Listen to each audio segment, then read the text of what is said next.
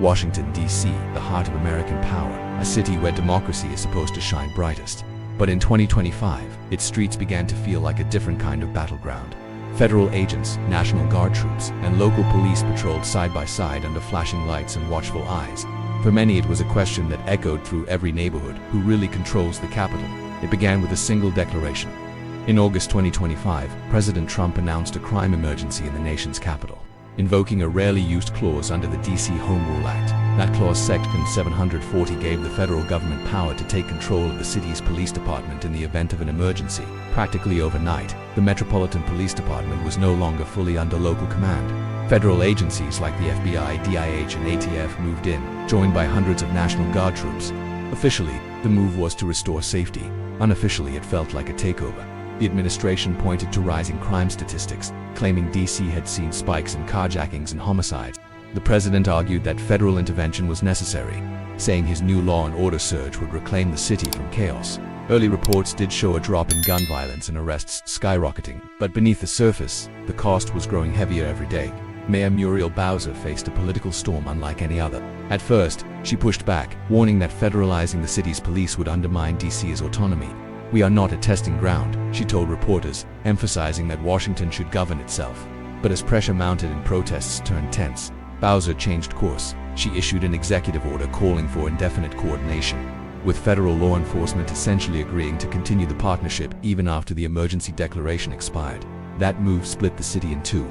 Supporters argued it was pragmatic. D.C. couldn't afford chaos. Critics, however, saw betrayal. Civil rights groups warned that Bowser's decision handed over D.C.'s independence, piece by piece, to the same federal forces she once opposed. For many residents, especially in historically black neighborhoods, the sight of armored troops and federal agents on street corners brought back painful echoes of the past.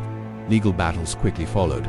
D.C.'s Attorney General filed a lawsuit challenging the legality of the takeover, arguing that the president had crossed constitutional boundaries. Activists filled the streets demanding that the troops leave and the police be returned to local control. They carried signs reading, "D.C. is not a war zone and home rule means OUR rule." The protests grew louder each week, but the soldiers stayed. Inside City Hall, Bowser defended her actions. She claimed coordination didn't mean surrender, insisting that her goal was to protect residents while maintaining oversight. She pointed to the temporary drop in violent crime as proof her policy was working, but many believed the numbers didn't tell the whole story.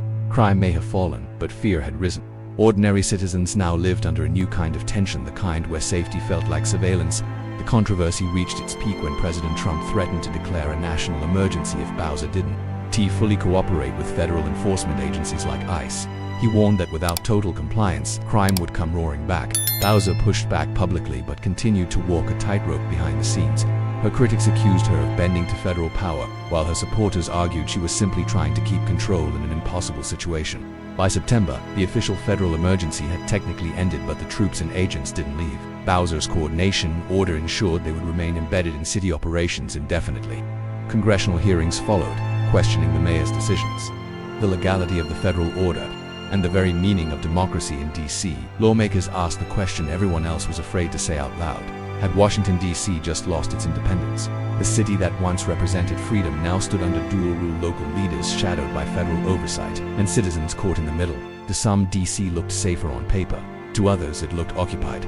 Even now, the streets of the capital remain tense. You can still see federal SUVs parked outside precincts, National Guard troops at intersections, and quiet whispers among residents about how quickly control slipped away.